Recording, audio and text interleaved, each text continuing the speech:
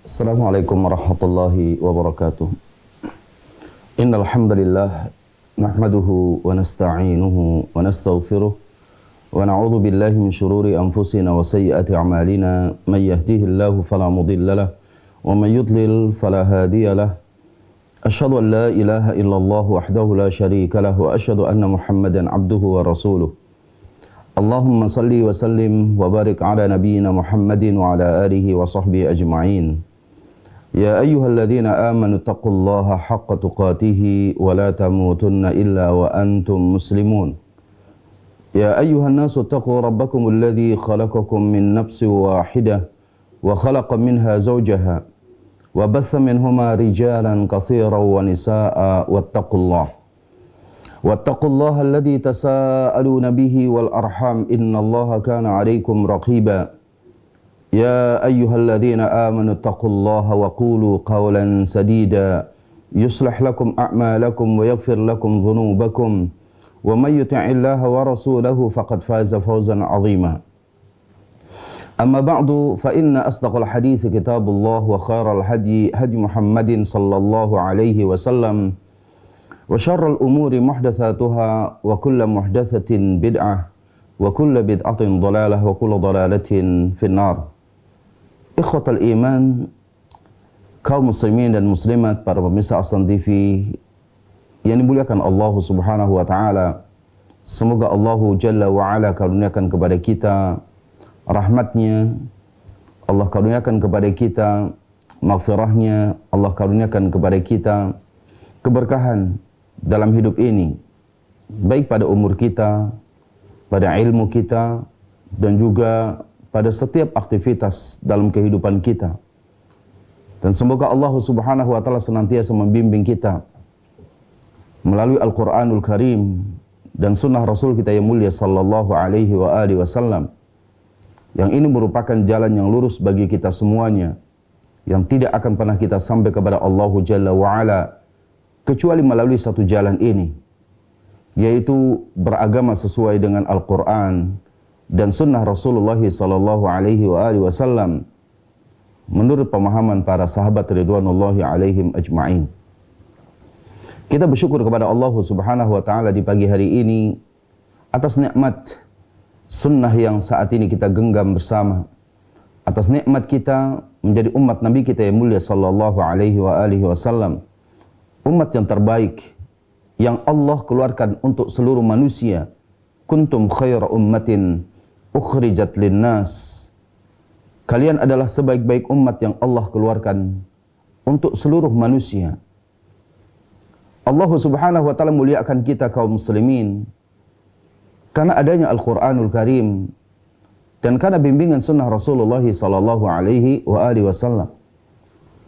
Dan ini tidak diragukan lagi oleh kita semuanya. Allah memuliakan malaikat Jibril alaihi salam karena malaikat Jibril alaihi salam dekat dengan Al-Qur'anul Karim sehingga menjadi sayyidul malaikah, pimpinannya para malaikat yang menurunkan Al-Qur'an kepada Nabi kita yang mulia sallallahu alaihi wa alihi wasallam. Nabi kita yang mulia sallallahu alaihi wa alihi wasallam dimuliakan oleh Allah Subhanahu wa taala karena beliau sangat dekat dengan Al-Qur'anul Karim. Dan beliaulah penerima Al-Qur'anul Karim dari malaikat Jibril yang Allah muliakan. Sehingga Nabi kita yang mulia sallallahu alaihi wa alihi wasallam menjadi penghulu para nabi dan para rasul. Nabi kita yang mulia sallallahu alaihi wa alihi wasallam menjadi pemberi syafaat atas izin Allah Subhanahu wa taala kelak pada hari kiamat. Juga para sahabat ridwanullahi alaihim ajma'in menjadi generasi yang terbaik, yang mereka semua mendapati Al-Qur'anul Karim sebagai petunjuk dalam hidup mereka. Sehingga Nabi kita yang mulia sallallahu alaihi wa alihi wasallam menjelaskan kebaikan mereka dengan mengatakan kuntum atau khairukum man ta'allama al-Qur'ana wa 'allamahu. Kalian adalah, sebaik-baik kalian adalah yang belajar Al-Qur'an dan juga yang mengajarkannya. Para sahabat adalah generasi yang terbaik yang Allah Subhanahu wa taala berfirman kepada mereka, kuntum khaira ummatin, kalian adalah sebaik-baik umat. Bulan Ramadan juga adalah bulan yang dimuliakan Allah Subhanahu wa taala. Penghulunya bulan-bulan yang ada. Pada dalam bulan Ramadan Allah turunkan Al-Qur'anul Karim sebagai petunjuk bagi manusia. Syahrul Ramadan alladzi unzila fihi al-Qur'an. Bahkan malam hari yang dimuliakan oleh Allah Subhanahu wa taala juga adalah malam di mana Allah Subhanahu wa taala turunkan Al-Qur'an. Allah berfirman, "Inna anzalnahu fi lailatul qadar." Sesungguhnya telah kami turunkan pada malam itu, yaitu Al-Quranul Karim, pada malam kemuliaan. Allah Subhanahu wa taala jadikan kemuliaan itu bersama Al-Quranul Karim. Dan bagaimana Al-Quran membimbing kita? Satu-satunya jalan yang harus ditempuh oleh seorang muslim dalam menjalankan agama ini. Bagaimana agama ini dibangun di atas nas-nas Al-Quran dan dijelaskan melalui nas-nas sunnah Rasul kita yang mulia sallallahu alaihi wasallam, yang dari mereka, yang dari ayat Al-Quran dan dari sunnah Rasulullah sallallahu alaihi wasallam, Rasulullah mengajarkannya kepada para sahabat ridwanullahi alaihim ajma'in, dan kita diperintahkan menjalankan agama ini sesuai dengan pemahaman para sahabat ridwanullahi alaihim ajma'in. Inilah poin yang sangat baik yang untuk sama-sama kita terus tingkatkan pemahaman kita. Yang ini menjadi salah satu prinsip dasar kita dalam beragama, bahwasanya dasar Islam adalah Al-Quran dan sunnah Rasul kita yang mulia sallallahu alaihi wasallam, sebagaimana pemahaman para sahabat ridwanullahi alaihim ajma'in. Dan telah kita jelaskan dalil-dalil dari Al-Quranul Karim yang menjelaskan kepada kita akan prinsip dasar yang ke-11 di dalam buku yang sangat berharga ini bagi kita sekalian. Tentang dasar Islam adalah Al-Quranul Karim. Juga telah kita jelaskan hadis Rasulullah sallallahu alaihi wasallam yang menjadi dalil akan dasar Islam, bahwasanya dasar Islam adalah Al-Quran dan juga sunnah Rasul kita yang mulia sallallahu alaihi wasallam. Ikhwatal iman, para pemirsa Ahsan TV yang dimuliakan Allah Subhanahu wa taala. Di pagi hari ini kita akan melanjutkan poin yang ketiga insyaallah ta'ala. Dalil-dalil yang merupakan penjelasan dari para salafun salih, para sahabat, para tabi'in, para tabi'ut tabi'in, dan juga para imam, yang menjelaskan tentang prinsip dasar dalam beragama kita, bahwa Islam dibangun di atas Al-Quran dan juga sunnah Rasulullah sallallahu alaihi wasallam dengan pemahaman para sahabat ridwanullahi alaihim ajma'in. Yang pertama, kita dapati sahabat yang mulia Abdullah bin Mas'ud radhiyallahu anhu wa ardahu, sebagaimana dinukilkan oleh fadilatul Ustad Yazid bin Abdul Jawaz hafidhahullah wa ra'akum bisihhati wal afiyati insyaallah taala.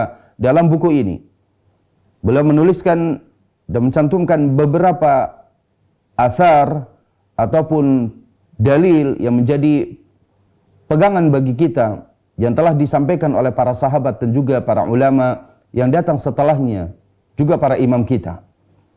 Yang pertama, sahabat yang mulia Abdullah bin Mas'ud radhiyallahu anhu, beliau berkata, "Ittabi'u wa la tabtadi'u faqad kufitum wa kullu bid'atin dhalalatun."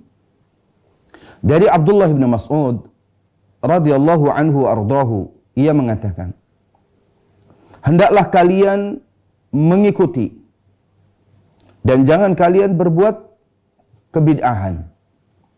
Sungguh kalian telah dicukupi dengan Islam ini, dan setiap kebid'ahan atau setiap perbuatan bid'ah adalah kesesatan. Asar ini sahih, dikeluarkan oleh Imam Waqi dalam kitabnya Az-Zuhud, juga Imam Ahmad, dan juga Imam Ad-Darimi dalam kitab sunnahnya. Dan masih banyak penjelasan para ulama yang lain ketika menjelaskan asar dari sahabat yang mulia Abdullah bin Mas'ud radhiyallahu anhu wa ardahu. Kita dapati ikhwatal iman, siapa tidak kenal dengan sahabat yang mulia ini? Sahabat yang mulia Abdullah bin Mas'ud radhiyallahu an, yang kehidupan para sahabat secara umum Allah selamatkan. Dan satu dari para sahabat yang mulia adalah Abdullah bin Mas'ud radhiyallahu an, mengajarkan kepada kita ittabi'u. Beragama itu adalah dengan ittiba'. Ittiba' kepada siapa? Mengikuti kepada siapa? Ittiba'ur Rasul, mengikuti Rasulullah sallallahu alaihi wa alihi wasallam. Bagaimana para sahabat ridwanullahi alaihim ajmain ketika beragama? Mereka ittiba' secara totalitas kepada apa yang disampaikan oleh Nabi kita yang mulia sallallahu alaihi wa alihi wasallam, dan tidak membuat perkara-perkara yang baru dalam agama ini. Para sahabat tunduk kepada nas Al-Quran.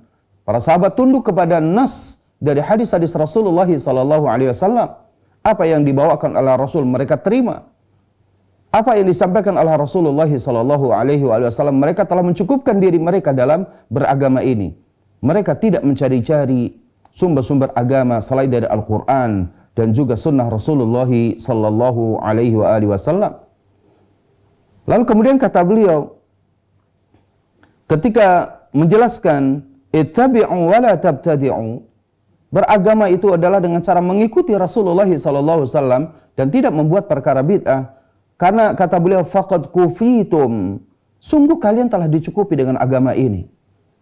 Sebagaimana yang sering kita sampaikan, bahwa hadis-hadis yang sahih, yang jika kita berusaha untuk memahami hadis-hadis yang sahih tersebut, lalu kemudian berusaha untuk mengamalkannya secara keseluruhan, maka bisa jadi umur kita lebih pendek daripada hadis-hadis yang ada.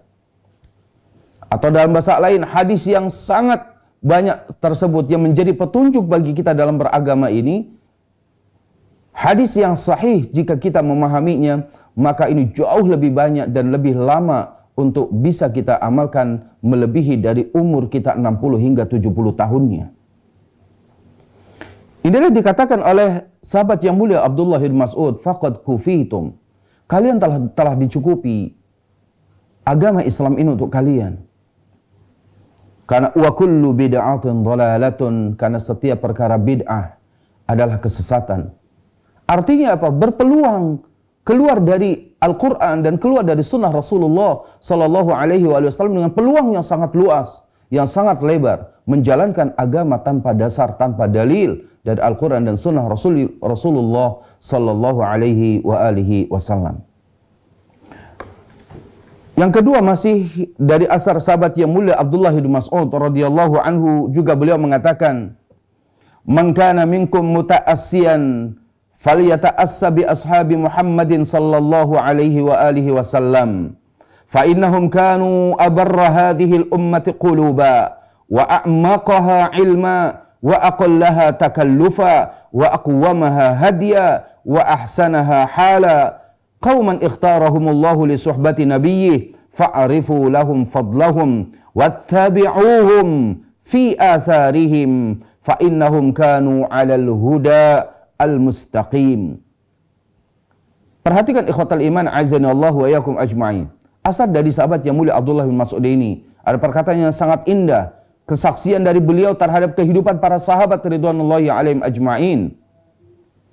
Beliau mengatakan, barang siapa di antara kalian yang ingin meneladani, faliyata'assa bi ashabi Muhammad sallallahu alaihi wasallam, hendaklah meneladani para sahabat Nabi kita yang mulia sallallahu alaihi wasallam. Siapa di antara kalian yang ingin meneladani, maka teladanilah para sahabat Nabi yang mulia sallallahu alaihi wasallam. Kenapa demikian? Kenapa kita diperintahkan untuk meneladani para sahabat ridwanullahi alaihim ajma'in? Tentunya setelah kita meneladani Rasulullah sallallahu alaihi wasallam. Sebagian orang mengatakan bahwasanya seorang nabi dengan kita adalah orang yang berbeda tingkatannya. Nabi Muhammad yang mulia sallallahu alaihi wasallam adalah sosok manusia yang dibimbing secara langsung oleh Allah Azza wa Jalla. Dia diajarkan langsung oleh malaikat Jibril alaihi salam dalam beragama ini. Sehingga tidaklah bisa disamakan antara Rasulullah sallallahu alaihi wasallam dengan kita. Maka pelajaran dari Abdullah bin Mas'ud ini mengatakan bahwa belajarlah dari orang yang langsung belajar kepada Rasulullah sallallahu alaihi wasallam. Beragamalah kita sebagaimana beragamanya mereka, generasi yang terbaik yang langsung diajarkan oleh Nabi kita yang mulia sallallahu alaihi wasallam. Siapa mereka? para sahabat ridwanullahi alaihim ajma'in. Inilah makna jika kita ingin meneladani dalam beragama ini. Keteladanan yang paling utama tentunya adalah Nabi kita yang mulia sallallahu alaihi wasallam, sebagaimana Allah Jalla wa Ala berfirman, "Laqad kana lakum fi Rasulillahi uswatun hasanah liman kana yarjullaha wal yawmal akhir wa dzakarallaha katsira." Sungguh telah ada pada diri Rasulullah sallallahu alaihi wasallam teladan yang baik bagi siapa yang mengharapkan perjumpaan dengan Allah Subhanahu wa taala. Teladan yang mulia yang paling utama adalah Rasulullah sallallahu alaihi wasallam. Tapi jika kita mengatakan bahwa tingkatan Rasulullah dengan kita berbeda, maka coba kita lihat kepada manusia yang tidak maksum, yaitu para sahabat ridwanullahi alaihim ajma'in, yang mereka langsung belajar dari lisan Rasulullah sallallahu alaihi wasallam. Inilah diinginkan oleh sahabat yang mulia Abdullah bin Mas'ud. Jika Anda ingin meneladani dalam beragama ini, maka teladanilah para sahabat ridwanullahi alaihim ajma'in. Kenapa demikian?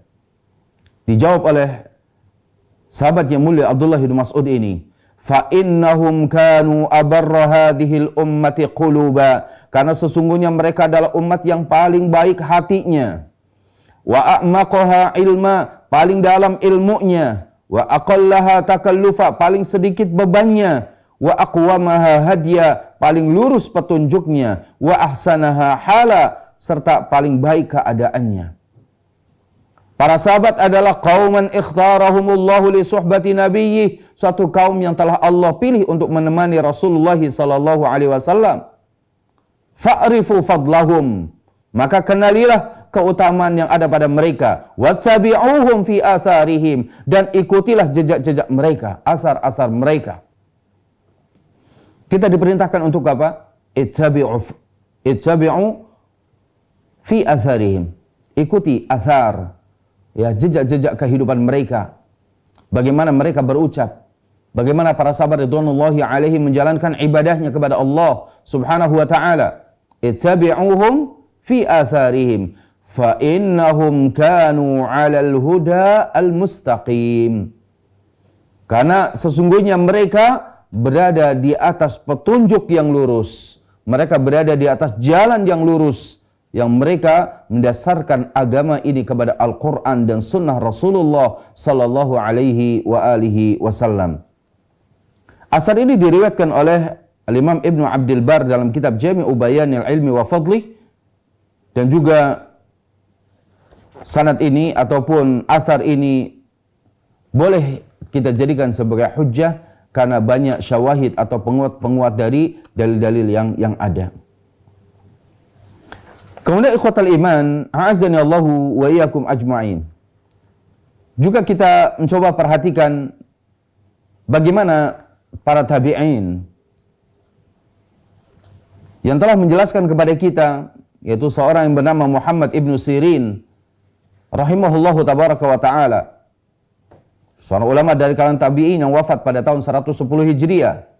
Beliau berkata, kanu yaqulun, para sahabat, kata mereka, ya, kata Muhammad ibnu Sirin rahimahullahu ta'ala, mereka, yaitu para sahabat, yaqulun, mengatakan, idza kana ar-rajulu 'alal athari fahuwa 'alat tariq. Beliau mengatakan, idza kana ar-rajulu 'alal athari fahuwa 'alat tariq. Jika ada seseorang berada di atas asar, di atas sunnah Rasulullah sallallahu alaihi wasallam, dan juga di atas apa yang telah dilalui oleh para sahabat, maka sungguh ia berada di atas jalan yang lurus. Diriwayatkan oleh Imam Ad-Darimi dan juga Ibnu Battah dalam Al-Ibanah, dan juga Imam Al-Lalikai dalam Syarah Usul I'tiqad Ahli Sunnah wal Jamaah. Jadi kita perhatikan ikhwatal iman, apabila seseorang dalam beragama ini berada di atas sunnah Rasulullah sallallahu alaihi wasallam, maka ketahuilah dia berada di atas jalan yang lurus ini, di atas petunjuk yang hak, di atas agama yang benar. Ini adalah pernyataan dari seorang ulama dari kalangan tabi'in yang mereka semua memberikan kesaksian bahwa para sahabat Nabi yang mulia sallallahu alaihi wasallam ala tariq al-mustaqim, di atas jalan yang lurus. Kemudian kita dapati ikhwatal iman, para ulama yang hidup setelahnya, Al-Imam Al-Auza'i rahimahullahu ta'ala, yang wafat pada tahun 157 Hijriah. Beliau mengatakan, isbir nafsaka ala sunnati, waqif haitsu waqafal qaum, waqul bima qalu, wa kuffa amma kaffu anhu, wasluk sabila salafika salih, fa innahu yasa'uka ma wasi'ahum. Al-Imam Al-Auza'i rahimahullahu tabaraka wa ta'ala, beliau mengatakan, bersabarlah dirimu di atas sunnah, wasbir nafsaka ala sunnah, waqif haitsu waqafal qaum, tetaplah tegak sebagaimana para sahabat tegak di atasnya. Waqul bima qalu, katakanlah sebagaimana para sahabat mengatakannya. Wa kuffa amma kaffu anhu, dan tahanlah dirimu dari apa-apa yang mereka menahan diri darinya. Wasluk sabila salafika salih, dan ikutilah jalan salafus salih. Fa innahu yasa'uka ma wasi'ahum, karena akan mencukupi kamu apa saja mencukupi mereka. Hal ini disampaikan dalam kitab Syarah Usul I'tiqad Ahlus Sunnah wal Jamaah yang disampaikan oleh Imam Al-Auza'i rahimahullahu tabaraka wa ta'ala. Kita diperintahkan untuk bersabar di atas sunnah. Kita diperintahkan untuk tegak teguh pendirian sebagaimana para sahabat ridwanullahi alaihim ajma'in menegakkan agama ini di atas sunnah Rasulullah sallallahu alaihi wasallam. Kita diperintahkan untuk mengatakan apa yang dikatakan oleh mereka. Kita diperintahkan untuk menahan diri dari apa yang para sahabat menahan diri. Kita lihat bagaimana para sahabat ketika beragama. Ketika Rasulullah sallallahu alaihi wasallam membacakan ayat, lalu menjelaskan ayat tersebut, maka mereka mengatakan sami'na wa ata'na. Kami dengar dan kami taati. Ketika para sahabat ridwanullahi alaihim ajma'in mendapati penjelasan dari Rasulullah sallallahu alaihi wasallam, bahkan pada perkara-perkara yang pada saat itu belum terjadi, tapi Rasulullah mengkabarkan bahwa suatu ketika akan terjadi, suatu ketika akan terjadi, suatu ketika akan terjadi. Mereka mengatakan sami'na wa ata'na, kami dengar.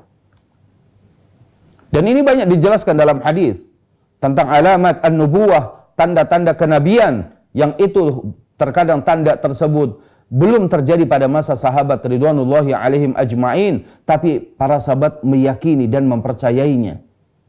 Dan ini sebagaimana penjelasan di awal yang sudah kita sampaikan, sebuah konsekuensi dalam beriman kepada Rasulullah sallallahu alaihi wasallam, tasdiquhu fima akhbar, membenarkan apa yang dikabarkan oleh Rasulullah. Ta'atuhu fima amar, mentaati apa yang diperintahkan oleh Rasulullah sallallahu alaihi wasallam. Ijtimahu amma naha anhu wa zazar, dan meninggalkan apa yang dilarang oleh Rasulullah sallallahu alaihi wasallam. Dan yang keempatnya, alla yu'badallahu illa bima syara', dan tidaklah Allah disembah kecuali dengan apa yang disyariatkan. Artinya beribadah kepada Allah kecuali dengan apa yang disyariatkan oleh Rasulullah sallallahu alaihi wasallam. Merupakan 4 hal yang harus dipegang teguh dalam beriman kepada Rasulullah sallallahu alaihi wasallam, yang para sahabat melakukannya, membenarkan apa yang disampaikan oleh Rasul, mentaati apa yang diperintahkan oleh Rasul, meninggalkan apa yang dilarang oleh Rasul, dan mereka beribadah sebagaimana apa yang disyaratkan oleh Rasulullah sallallahu alaihi wasallam. Inilah yang dimaksudkan waqul bima qalu. Katakanlah apa yang dikatakan oleh para sahabat. Wa kuffa amma kaffu anhu, dan tahan dirimu dari perkara-perkara yang para sahabat menahan dirinya. Para sahabat mengatakan sami'na wa ata'na. Kemudian juga wasluk sabila salafika as-salih. Artinya ikuti jalan yang telah dilalui oleh para sahabat sebagai generasi salaf yang lebih dahulu dari kita. Para sahabat ridwanullahi alaihim ajmain yang saleh, kita ikuti generasi sahabat yang terbaik ini. Fa innahu yasa'uka ma wasi'ahum, karena itu sudah akan mencukupi kita semuanya, ikhwatal iman. A'azzani Allah wa iyyakum ajma'in. Beliau juga, Imam Al-Auza'i juga mengatakan, alaika bi athari man salaf wa in rafadakan nas wa iyyaka wa ara'ar rijali wa in zakhrafuhu laka bil qaul. Nasihat yang sangat indah dari Imam Al-Auza'i rahimahullahu tabaraka wa ta'ala kepada kita, agar hidup beragama di akhir zaman ini benar-benar harus memiliki pegangan yang kuat, yang beliau mengatakan, alaika bi athari man salaf, hendaklah kalian berpegang kepada athar para salafus saleh. Hendaklah kalian berpegang teguh dengan apa? Dengan cara beragamanya para salafun salih di kalangan para sahabat ridwanullahi alaihim ajma'in. Wa in rafadakan nas, meskipun orang-orang kebanyakan menolaknya. Dan ini sudah sejalan dengan apa yang disabdakan oleh Nabi kita yang mulia sallallahu alaihi wasallam akan keterasingan orang-orang menegakkan agama di atas Al-Qur'an dan juga di atas sunnah Rasulullah sallallahu alaihi wasallam. Bada al-Islamu ghariba wa sayaudu ghariban kama bada'a fatuba lil ghuraba. Bahwa Islam bermula dengan sesuatu yang dianggap asing dan juga akan kembali di akhir zaman ini Islam dianggap sesuatu yang asing. Fatuba lil ghuraba, maka keberuntungan ataupun surga ataupun kebahagiaan bagi orang-orang yang dianggap asing yang berpegang teguh dengan agama, yaitu Al-Quran dan sunnah Rasulullah sallallahu alaihi wasallam. Kenapa demikian? Karena keterasingan yang akan didapati itu banyak orang yang akan menolaknya. Rafadhakan nas, banyak manusia yang menolaknya. Apakah itu dianggap dengan kalimat-kalimat yang selayaknya kaum muslimin tidak mengucapkannya? Karena kalimat-kalimat itu adalah impor dia dari orang-orang yang tidak suka dengan Islam, dari kalangan barat, dari kalangan kafir, dari orang kafirin. Dituduh sebagai ekstrim, orang fundamentalis, orang-orang yang dia keras dalam beragama, ya, dan lain-lainnya. Rafadhakan nas, akan ditolak oleh kebanyakan manusia. Maka kemudian jalan keselamatan kita pada saat seperti itu, wa iyyaka wa ara'ar rijal. Jauhkanlah dirimu dari pendapat orang yang menyalahi para salafus saleh. Tinggalkan perkataan orang-orang yang hidup di zaman ini yang tidak menyandarkan kepada nas Al-Quran dan Sunnah, dan juga perkataan para sahabat radhiyallahu alaihim ajma'in, yang mereka sering beragama mengatakan menurut hemat saya, menurut akal saya, menurut pendapat saya. Tinggalkan pendapat-pendapat manusia di akhir zaman ketika kita mendapati nas Al-Quran, nas Sunnah Rasulullah sallallahu alaihi wasallam, dan juga pendapat para sahabat ridwanullahi alaihim ajma'in. Wa in zakhrafuhu laka bil qaul, meskipun ia menghiasi pendapatnya dengan perkataan yang indah. Terkadang orang-orang yang hidup di zaman ini, mereka banyak menghiasi kalimat-kalimat mereka. Bahkan terkadang kita dapati kalimat-kalimat yang indah itu muncul baik dalam bentuk judul-judul buku, dalam bentuk iklan-iklan, dalam bentuk tema-tema kajian. Terkadang kalimat-kalimat mereka hiasi dengan keindahannya, yang itu untuk menarik manusia, yang kemudian sebagian dari kalimat-kalimat itu disadari atau tidak. Terkadang kalimat itu sulit untuk diberikan rujukan kepada nasnya, apa yang dimaksudkan dengan kalimat tersebut. Wa iyyaka wa ara'ar rijal. Tinggalkan. Jauhi pendapat-pendapat manusia yang kalau kita dapati pendapat-pendapat tersebut terkadang dengan perkataan-perkataan yang indah, kecuali perkataan dan pendapat mereka disandarkan kepada apa yang difirmankan oleh Allah Subhanahu wa taala, apa yang disabdakan oleh Rasulullah sallallahu alaihi wasallam, dan apa yang dikatakan dan dipendapati oleh para sahabat Nabi yang mulia sallallahu alaihi wasallam.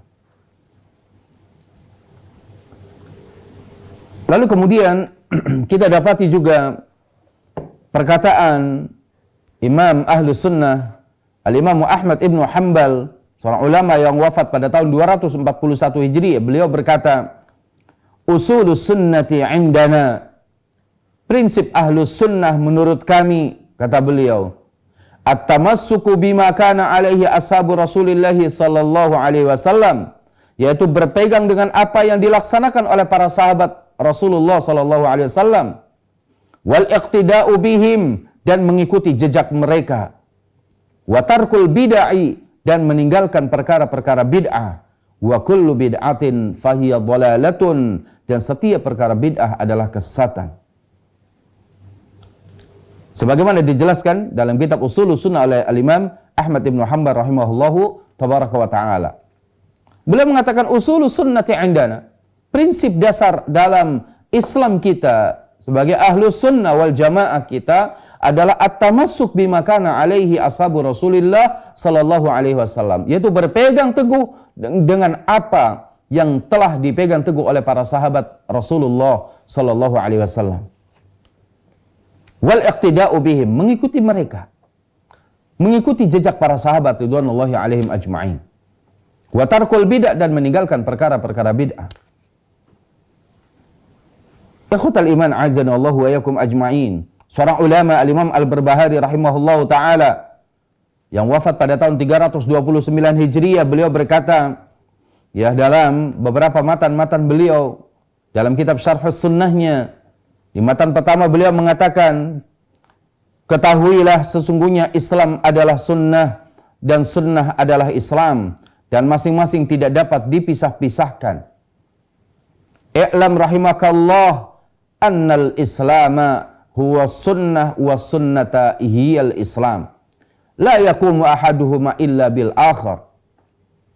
Kata Imam Al-Barbahari, ketahuilah Islam yang sesungguhnya adalah Islam, yaitu sunnah Rasulullah sallallahu alaihi wasallam. Dan sunnah itu adalah Islam itu sendiri. Yang tidak mungkin seseorang menegakkan Islam kecuali dengan sunnah Rasul sallallahu alaihi wasallam. Yang sunnah itu kemudian dijelaskan oleh Rasulullah kepada para sahabat ridwanullahi alaihim ajma'in. Beliau juga mengatakan termasuk bagian dari sunnah adalah tetap di atas al-jamaah. Barang siapa condong kepada selain al-jamaah dan menyelisihinya, maka ia telah melepas tali Islam dari pundaknya dan telah sesat dan menyesatkan. Siapa dari al-jamaah tersebut? Poin berikutnya, Al-Imam Al-Barbahari rahimahullah, Al-Imam Al-Hasan Al-Barbahari rahimahullah ta'ala, beliau mengatakan, landasan dan tolok ukur al-jamaah adalah para sahabat Nabi Muhammad sallallahu alaihi wasallam, yang semoga Allah meridhai mereka. Mereka adalah ahlus sunnah wal jamaah. Barang siapa yang tidak mengambil kebenaran dari mereka, maka ia telah memilih jalan kesesatan dan kebid'ahan. Setiap bid'ah adalah sesat, dan setiap pelaku kesesatan diancam menjadi penghuni neraka. Wal'iyadzubillah. Dan yang menjelaskan masalah sesatnya kebid'ahan adalah Rasulullah sallallahu alaihi wasallam. Yang pertama kali menjelaskan masalah kebid'ahan adalah Rasulullah sallallahu alaihi wasallam. Yang para sahabat ridwanullahi alaihim ajma'in, sebagaimana apa yang disampaikan oleh sahabat yang mulia Abdullah bin Mas'ud, dan juga para ulama yang lainnya sebagaimana Al-Imam Al-Auza'i, Al-Imam Ahmad Ibn Hanbal, dan juga para ulama yang lainnya. As-sunnah dan al-jamaah telah meletakkan kerangka agama secara sempurna dan telah tampak jelas kepada seluruh manusia, maka kewajiban kita hanya mengikutinya. Beliau juga, Imam Al-Barbahari, melanjutkan perkataan beliau, ketahuilah duhai saudaraku, semoga Allah merahmati kalian semuanya, bahwa agama hanyalah ajaran yang datang dari Allah Subhanahu wa ta'ala, dan bukan berdasarkan pada ketetapan akal dan pemikiran manusia. Inna din lam yudha ala uqulir rijal. Bahwa agama ini bukan buatan akal-akal manusia. Semua ilmu, kata beliau, semua ilmu agama bersumber dari Allah dan Rasulnya. Maka janganlah engkau mengikuti hawa nafsu sehingga engkau terhempas dari agama dan keluar dari Islam. Tidak ada alasan bagi kalian, sebab Rasulullah telah menjelaskan tentang sunnah kepada seluruh umatnya dan mengajarkan secara tuntas kepada semua para sahabatnya. Mereka para sahabat adalah al-jamaah, ya, dan as-sawadul a'zam. Sawadul a'zam maknanya adalah kebenaran dan para pembela-pembela kebenaran. Maka barang siapa yang menyelisihi para sahabat Rasul dalam sebagian masalah agama, ya, siapa yang menyelisihi Rasul, meninggalkan apa yang disampaikan oleh Rasul, maka ia telah kufur kepada Allah Subhanahu wa ta'ala.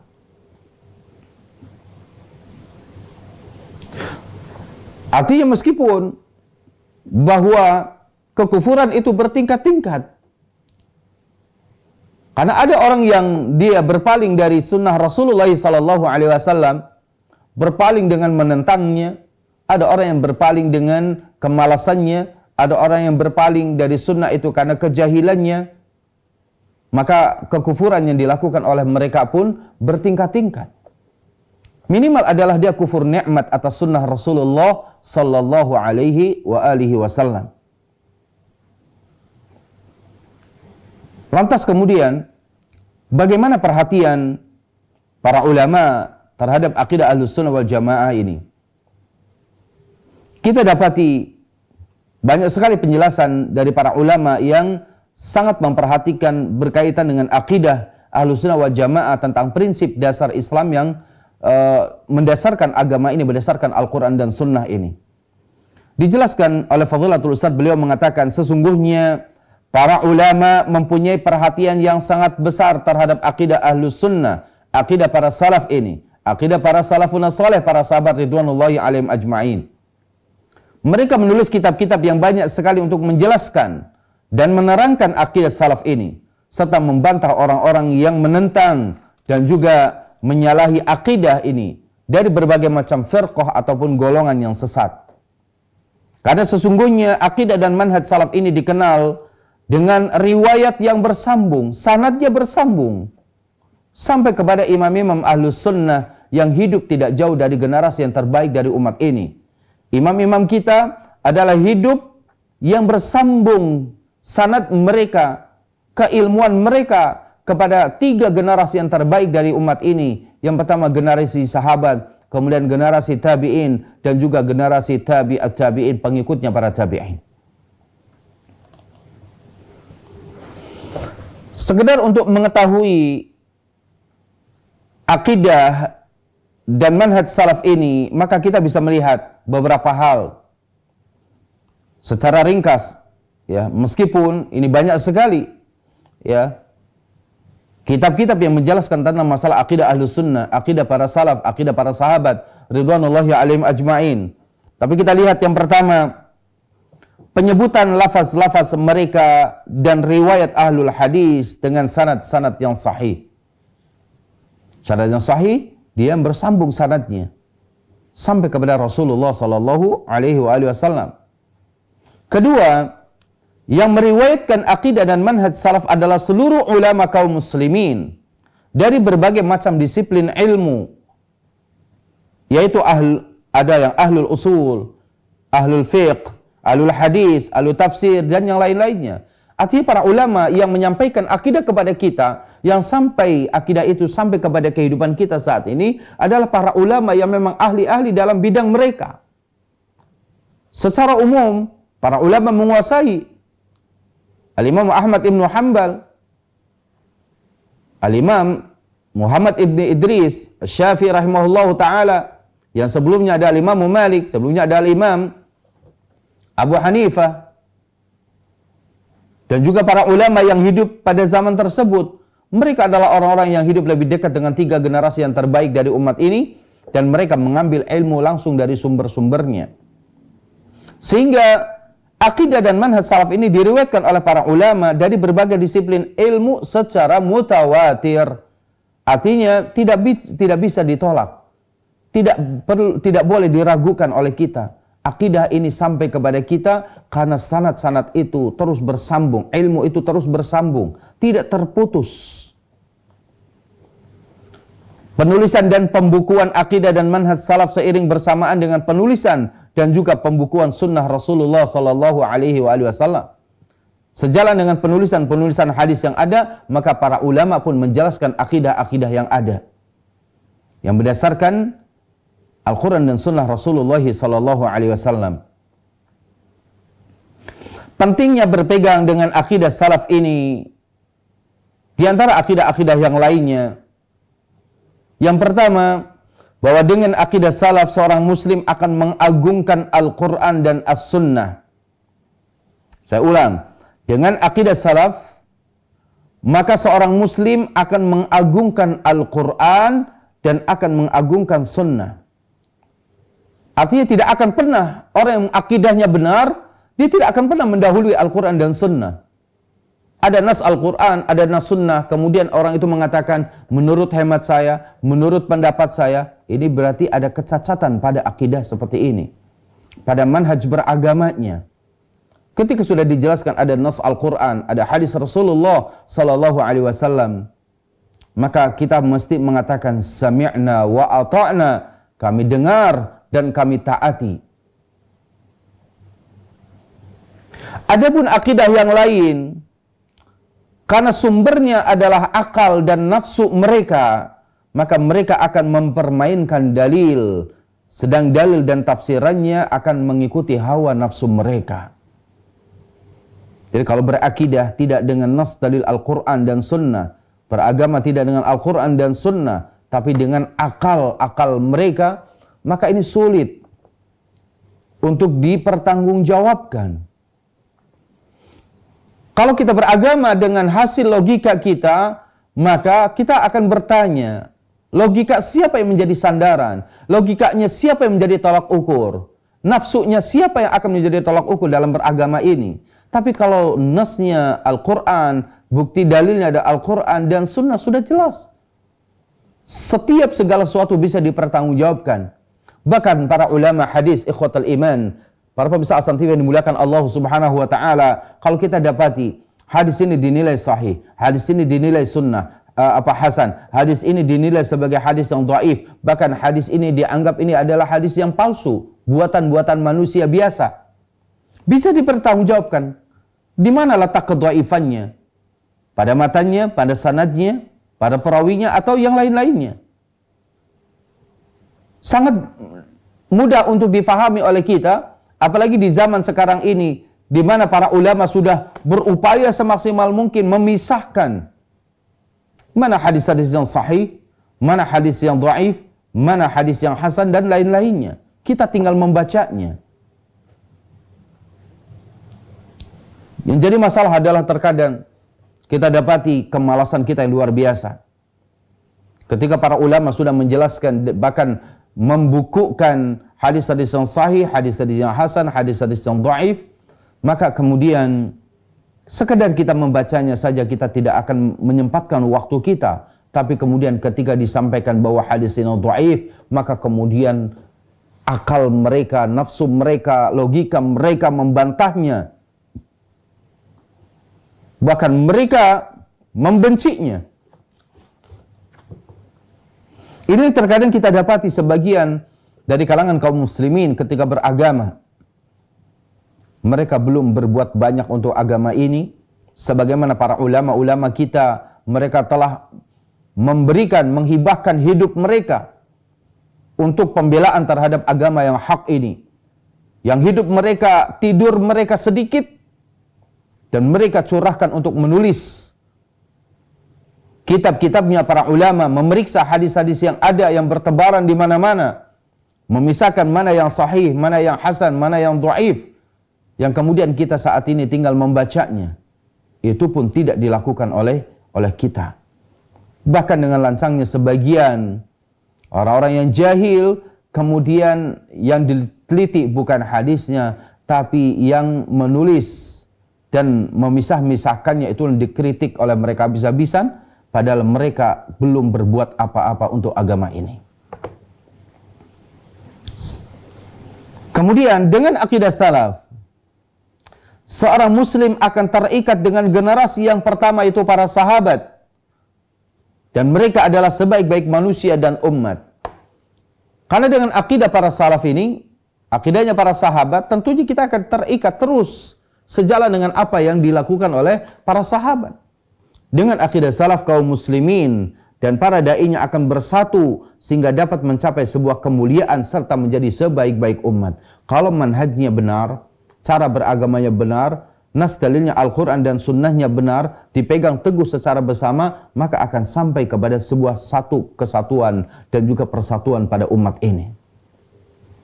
Inilah yang diinginkan, umat ini bersatu di atas Al-Quran dan juga di atas sunnah, sesuai dengan pemahaman dari generasi yang terbaik.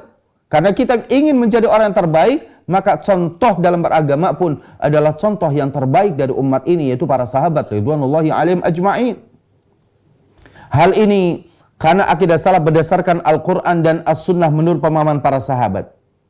Adapun kita dapati keyakinan-keyakinan, akidah-akidah yang mendasarkan tidak mengakar kepada dalil dari Al-Quran dan Sunnah, maka kita sering dapati kebingungan dalam memahaminya, bahkan kesulitan, bahkan berbelit-belit untuk mengkaji akidah-akidah tersebut. Tidak sebagaimana yang Allah Subhanahu wa taala dan Rasulullah sallallahu alaihi wasallam mudahkan kita dalam menjalankan agama ini, memiliki keyakinan dan akidah yang kokoh dengan beberapa kemudahan yang Allah berikan kepada kita. Untuk itulah Imam Malik rahimahullahu tabaraka wa ta'ala, beliau mengatakan lan yasluha atau lan yusliha akhir hadhil ummati illa bima aslaha awwalaha. Beliau mengatakan generasi akhir dari umat ini, kita semuanya tidak akan dapat diperbaiki melainkan dengan apa yang telah membuat generasi yang pertama itu, yaitu para sahabat, adalah generasi yang baik. Apa yang membuat generasi para sahabat itu menjadi generasi yang terbaik? Adalah karena mereka senantiasa mengatakan sami'na wa ata'na, mendengar dan mentaati. Apabila Allah Subhanahu wa taala telah berfirman dalam ayat-ayat Al-Quranul Karim, lalu Rasul kita mulia sallallahu alaihi wasallam menjelaskannya, maka para sahabat berdiri tegak di atas dalil ini, sami'na wa ata'na. Inilah cara beragama para sahabat. Dan inilah yang telah memperbaiki generasi sahabat. Yang kita dapati para sahabat sebelumnya adalah mereka generasi yang hidup pada zaman jahiliyah. Pada zaman jahiliyah, yang kemudian Islam datang kepada mereka, lalu mereka berpegang teguh dengan agama ini, senantiasa mengatakan sami'na wa ata'na terhadap dalil dan Al-Quran, tidak mau mendahuluinya. Maka jadilah para sahabat itu generasi yang terbaik. Mereka terkadang meletakkan akal mereka untuk mengekor dan mengikuti dalil Al-Quran dan Sunnah, menjadikan dalil dari ayat-ayat Al-Quranul Karim dan hadis-hadis Rasulullah sebagai imamnya dan akal mereka sebagai makmumnya.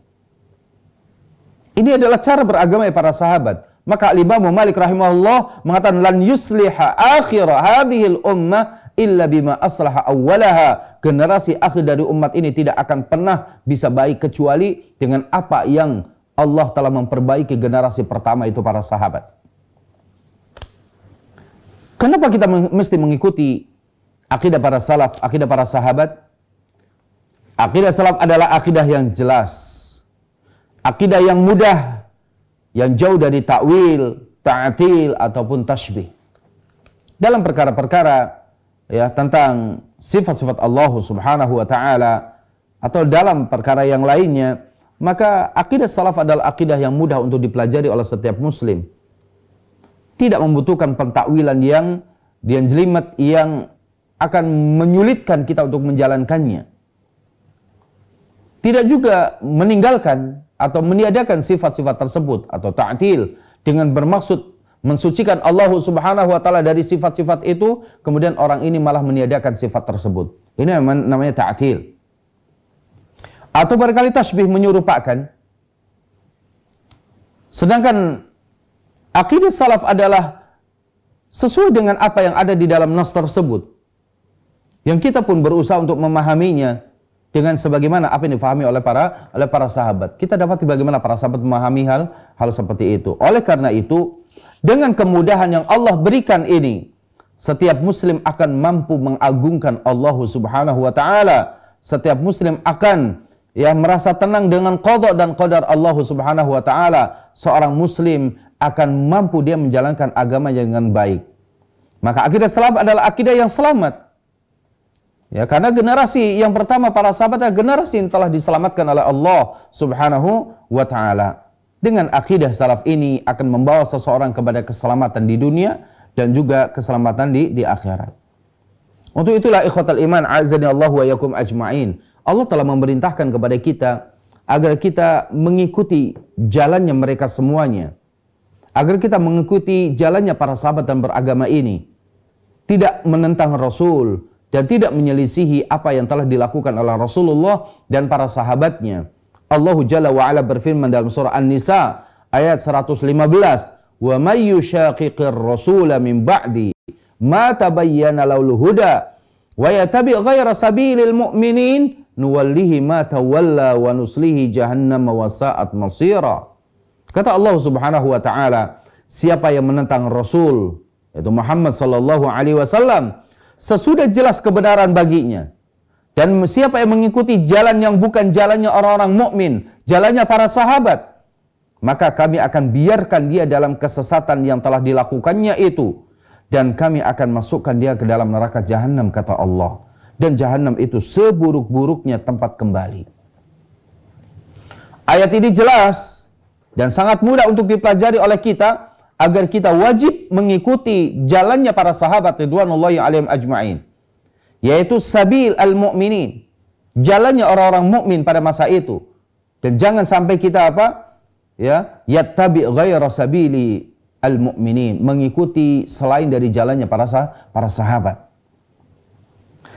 Al-Imam Ibnu Abi Jamrah rahimahullahu taala beliau mengatakan, para ulama telah berkata mengenai makna dalam firman Allah Subhanahu wa taala, yaitu yattabi' ghaira sabilil mu'minin, mengikuti jalan yang bukan jalannya orang-orang beriman. Yang dimaksudkan jalannya selain dari jalan orang beriman. Orang beriman itu siapa di situ? Adalah para sahabat generasi yang pertama.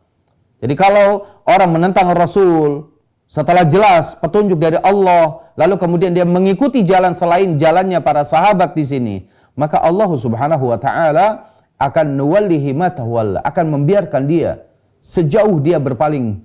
Ya, Allah akan membiarkan kesesatan yang ada pada mereka sejauh mereka berpaling dari Al-Quran dan juga dari sunnah, dari jalannya para sahabat ridwanullahi alaihim ajma'in. Maka di pembahasan paragraf berikutnya di sini, dalam ayat ini Allah Subhanahu wa taala telah memberikan ultimatum yang keras terhadap siapa saja yang menyelisihi Rasulullah sallallahu alaihi wasallam, yang menentang beliau dan menyalahi jalannya orang-orang yang beriman, yaitu para sahabat ridwanullahi alaihim ajma'in. Mereka akan dibiarkan sesat dan diancam dengan masuk neraka. Ini yang mengancam adalah Allah Subhanahu wa taala. Yang perlu kita sampaikan bahwa orang menentang Rasulullah sallallahu alaihi wasallam dan juga orang berpaling dari generasi yang terbaik, para sahabat ridwanullahi alaihim ajma'in, maka Allah akan palingkan dia. Karena dianya berpaling, sejauh mata walla, sejauh di mana dia berpaling, maka Allah akan berpaling. Dan dalam ayat-ayat yang lain banyak ya dijelaskan bahwa ketika orang menjauh dari Allah Subhanahu wa taala, maka Allah pun akan menjauh darinya. Ketika dia datang kepada Allah Subhanahu wa taala, dijelaskan dalam hadis sahih, ketika orang itu datang ya berjalan kaki menuju Allah Subhanahu wa taala, Allah akan mendatangi orang tersebut ya dengan berlari. Artinya Allah Subhanahu wa taala akan mendekat kepada siapa saja yang mau mendekat kepada Allah Subhanahu wa taala. Begitu juga Rasulullah sallallahu alaihi wasallam. Ketika Rasulullah sallallahu alaihi wasallam mengatakan kullu ummatin mu'afa illal mujahirin, bahwasanya setiap umatku akan mendapatkan permaafan kecuali orang yang mujahir. Orang yang menampak-nampakkan, memuncul-munculkan kemaksiatan yang dilakukan. Bahkan dalam hadis yang lain Rasulullah sallallahu alaihi wasallam mengatakan setiap umatku akan masuk surga kecuali yang tidak mau. Karena dia tidak mau, maka Allah tidak masukkan dia ke dalam surga. Ketika ditanyakan oleh para sahabat, adakah dari umatmu ya Rasulullah yang memang mereka tidak mau masuk surga? Ya jawabannya Rasul sallallahu alaihi wasallam mengatakan, "Man ata'ani dakhala al-jannah wa man asani faqad aba." Siapa yang taat kepadaku maka dia akan masuk surga, dan siapa yang durhaka kepadaku, siapa menentang aku, maka dia telah enggan untuk masuk dalam surga Allah Azza wa Jalla. Untuk itulah ikhwatal iman, a'azzanallahu wa iyyakum ajma'in. Dari sinilah kita sama-sama mengetahui bahwa as-sunnah merupakan penjelasan dan juga penjabaran dari Al-Qur'anul Karim yang Allah Subhanahu wa taala jelaskan dalam firman-Nya surah An-Nahl ayat 44, "Wa anzalna ilaika dzikra litubayyana lin-nas ma nuzzila ilaihim." Dan kami turunkan Al-Quran kepadamu agar engkau menerangkannya kepada manusia tentang apa yang telah diturunkan kepada mereka. Sehingga dari sini penjelasan Rasulullah SAW yang itu merupakan sunnah tidak bisa dipisahkan dengan Al-Quranul Karim.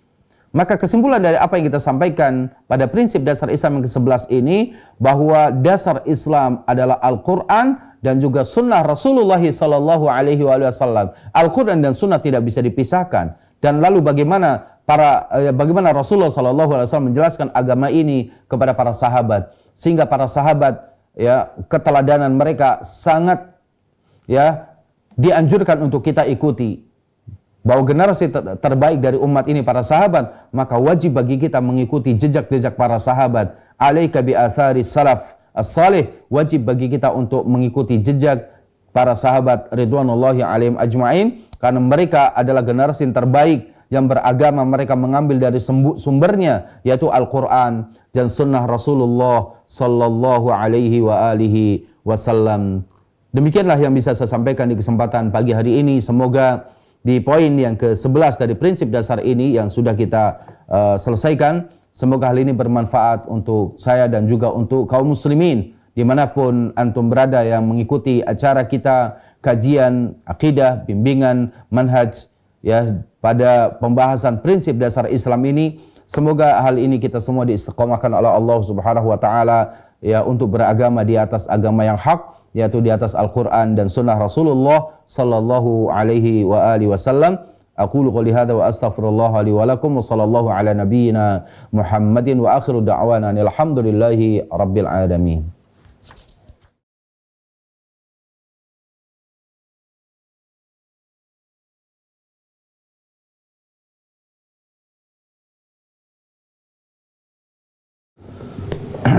Alhamdulillah wassalatu wassalamu ala Rasulillah wa ala alihi wa sahbihi wa mawala, amma ba'd. Ikhwatal iman azzanallahu wa iyyakum ajma'in. Ada beberapa pertanyaan yang masuk melalui pesan singkat. Pertama dari Saudara Anto di Riau. Bertanya, bagaimanakah hukumnya kesenian kuda kepang yang menggunakan sesajen, juga ada yang kesurupan? Kalau kita lihat dari pengaruhnya aja buruk. Kesurupan. Jelas bahwa perkara ini dilarang dalam agama. Bisa berinteraksi dengan jin. Dan ini bisa mengurangi ketauhidan yang ada pada dirinya. Bahkan kalau sampai kemudian dia meyakini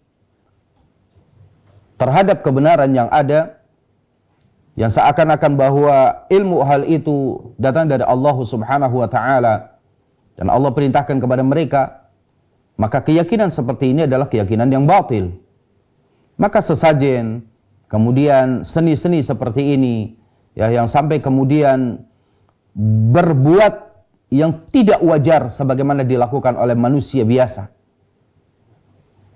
Kuda lumping, kuda kepang, atau kuda apalagi ya, yang kemudian itu memakan beling yang tidak wajar dimakan oleh manusia. Manusia makanannya telah banyak. Kulu min thayyibati ma razaqnakum. Makanlah kalian dari makanan yang baik untuk kalian. Ya.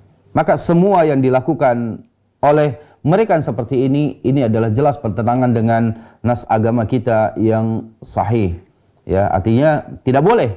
Ya, haram kita mempelajari hal-hal seperti ini. Ya, karena ini berinteraksi juga dengan syaitan yang bisa mengganggu akidah mereka atau merusak akidah mereka. Allah taala a'lam. Assalamualaikum warahmatullahi wabarakatuh. Waalaikumsalam warahmatullahi wabarakatuh. Dari Siti Umayyah di Samarinda. Bagaimana caranya agar anak kita mendirikan sholat secara istiqomah?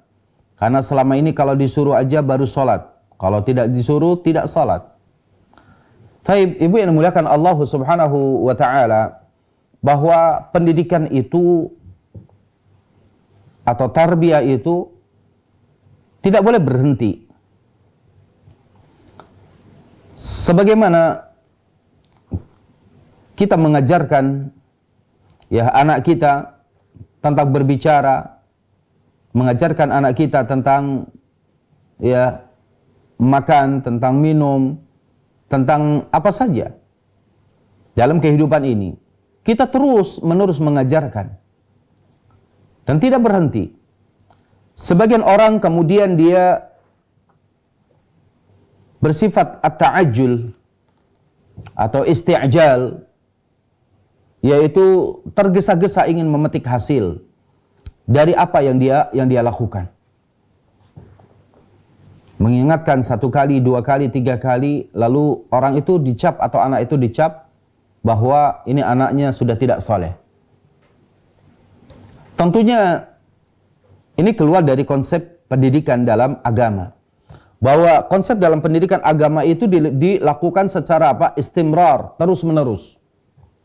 Maka Rasul kita yang mulia sallallahu alaihi wasallam ketika mengajarkan pendidikan kepada anak, maka jauh-jauh hari Rasulullah mengingatkan kepada kita sumber anak ini.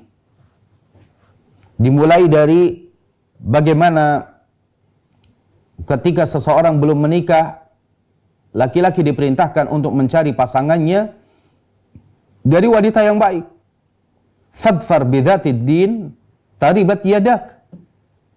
Cari wanita yang memang agamanya kuat, maka itu akan mengokohkan jalinan rumah tangga tersebut. Begitu juga ketika seorang wanita ingin mendapati kedepannya anak-anak yang saleh dan salehah, maka tentunya Rasul sallallahu alaihi wasallam telah mengajarkan kepada kita, idza ja'akum man tardawna dinakum fazawwiju. Apabila telah datang seorang laki-laki yang agamanya baik, maka apa? Nikahkan. Lalu kemudian terus pendidikan itu setelah menikah, ya bagaimana kemudian sampai adab dalam hubungan suami istri diajarkan bagaimana agar syaitan tidak mengganggu rizki yang Allah berikan dalam bentuk anak ini. Lalu kemudian ketika hamil diajarkan terus agar istri melakukan ibadah-ibadah, ketaatan-ketaatan kepada Allah Subhanahu wa taala. Lalu ketika anak ini lahir, ya, maka apa? Sudah diajarkan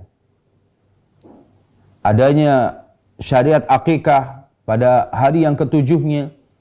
Sampai kemudian ketika anak itu baru bisa berbicara, maka sebagaimana dijelaskan ya dalam kitab Adab As-Sibyan, Syekh As-Sadhan beliau mengatakan bahwa apa yang diajarkan kepada anak pertama kali ketika anak itu baru bisa berbicara, yang mungkin usianya baru 1 tahun, atau barangkali 8 bulan, atau 9 bulan, atau barangkali 1 tahun bahkan lebih. Yang pertama kali diajarkan kepada anak ketika berbicara adalah melatih anak untuk mengucapkan kalimat-kalimat thayyibah. Membiasakan diri untuk mengucapkan kalimat-kalimat thayyibah. Diajarkan kalimat Allahu Akbar, Alhamdulillah, Subhanallah, Masya Allah, La hawla wa la quwata illa billah, Astaghfirullah. Diajarkan terus seperti itu sampai dia terbiasa anak ini mengatakan, ya, sampai anak ini terbiasa terus dia mengatakan kalimat-kalimat thayyibah tersebut. Nanti kemudian terus sampai anak usia 7 tahun diajarkan, dibiasakan, diajak oleh ayahnya dia ke masjid, diberikan pakaian-pakaian untuk beribadah dia kepada Allah, dibiasakan dengan kecintaannya kepada tempat-tempat yang baik, ke masjid, atau barangkali ke kajian, atau sampai di tempat-tempat yang memang itu merupakan kebaikan. Lalu kemudian apa? Sarana-sarana yang bisa memalingkan pendidikan anak dari agama yang hak ini dikurangin sedikit. Jadi dikurangi mulai TV yang ada di rumah. Kemudian barangkali salon-salon yang ada, perdengarkan ayat-ayat Al-Quranul Karim agar anak ini terbiasa dengan lingkungan yang baik seperti itu. Yang terkadang kita dapati bahwa sebagian daripada kita ketika menginginkan anak kita baik tapi tidak dibarengi dengan, tidak dibiasakan dengan apa? Dengan tarbiyah yang baik. Yang kemudian kita ingin memetik hasilnya. Anak cukup usia dia SMP, masukkan ke dalam pesantren, 3 tahun, kemudian SMA keluar, lalu kemudian ditagih. Mana hasil dari pesantren tersebut? 3 tahun berada di pesantren, tidak punya pengaruh apa-apa. 3 tahun tidak cukup. Ya.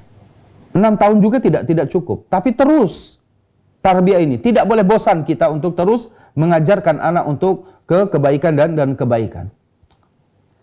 Ya, jadi kalaupun misalkan anak ini ketika mau sholat harus disuruh atau diajak atau apa, itu hal yang biasa. Ketika mendengarkan azan, maka anak ya dituntut untuk apa? Sholat. Untuk bangun, ambil air wudhu dan lainnya. Tetap ya. Sampai suatu ketika insyaallah ta'ala kebiasaan ini akan menjadi sesuatu yang mudah karena sudah terbiasa. Ada sebagian dari pepatah mengatakan Allah bisa karena biasa. Sesuatu yang itu akan mudah dilakukan karena dia telah membiasakan dirinya. At-ta'widu ala ta'ah, membiasakan diri dalam ketaatan, maka akan memudahkan jalan dia untuk melakukan ketaatan tersebut. Tapi kalau dia inginnya instan, ya, maka ini akan sulit ya terwujudkan apa yang kita harapkan. Illa man rahimar rabbu, kecuali siapa yang memang Allah kehendaki kebaikannya dengan segera. Ya, jadi ibu yang dimuliakan Allah terus-meneruslah ya tidak berhenti untuk mengingatkan akan kewajiban-kewajiban ini. Baik.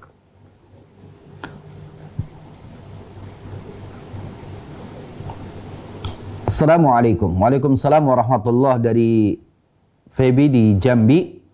Ustadz, ana mau menanyakan bagaimana cara bersabar yang baik ketika ditimpa musibah. Kadang merasa putus asa. Bagaimana cara menyikapinya Ustadz? Syukran.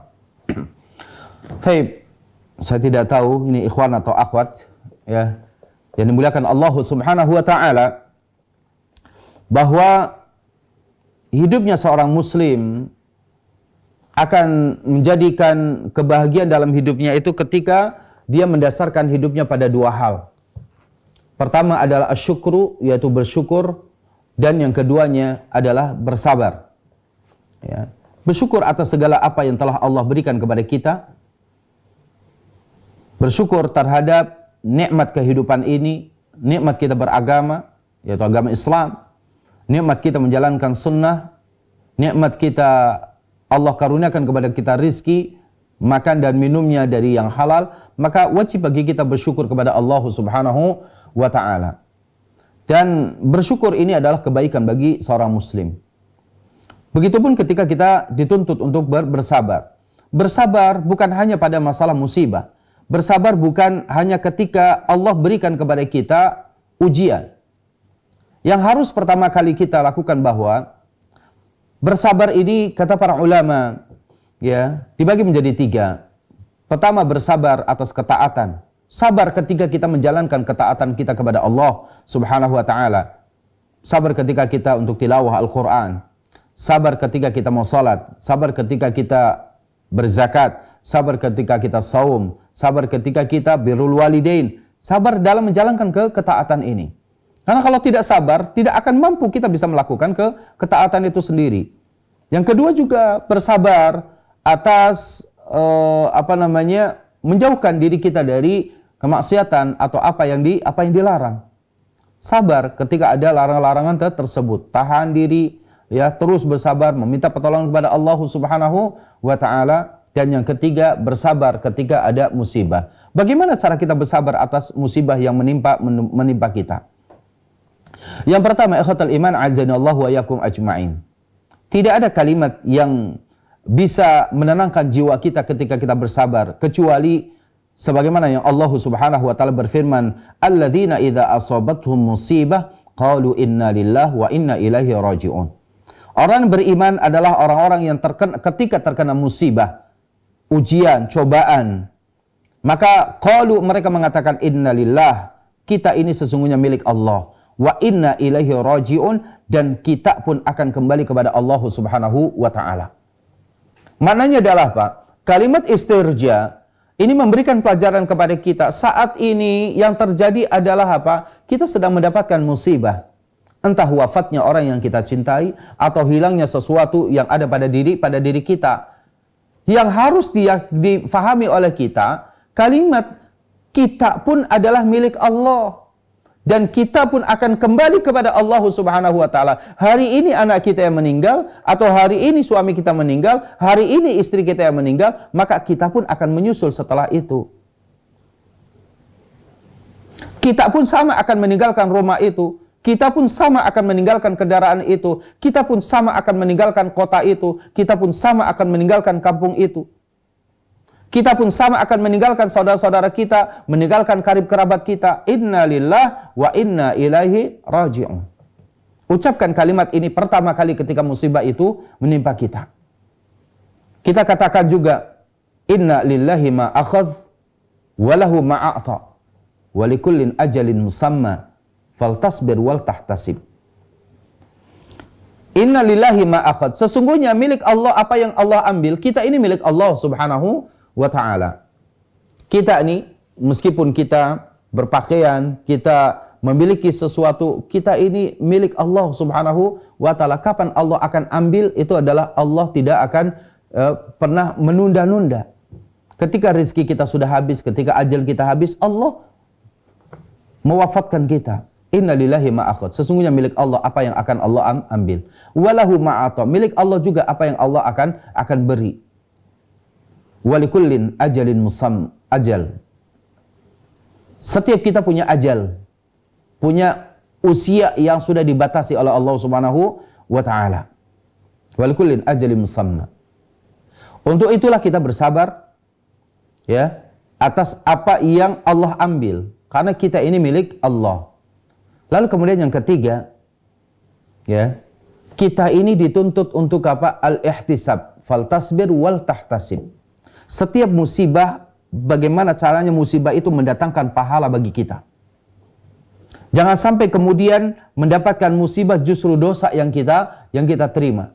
Sebagaimana perilaku-perilaku jahiliyah, ketika mereka mendapatkan musibah, mereka memukul-mukul pipi mereka, mereka menyobek-nyobek baju mereka sebagai bentuk niyahah, katanya meratapi kesedihan yang ada. Sebagaimana kita dapati misalkan dari keyakinan ataupun akidah Rafidhah laknatullah alaih, yang mereka pada waktu-waktu di bulan Muharram ini memukul-mukul badan mereka sampai menyakiti jiwa mereka, badan mereka. Tentunya ini tidak sesuai dengan logika sehat, akal sehat kita.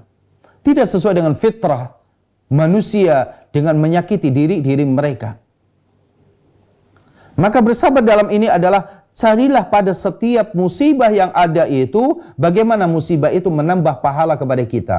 Apa doa yang disampaikan ketika orang terkena musibah? Adanya yang meninggal dunia, misalnya dari saudara kita, maka kita katakan, a'zamallahu ajrak, semoga Allah berikan pahala yang besar untukmu, wa ahsanallahu azak.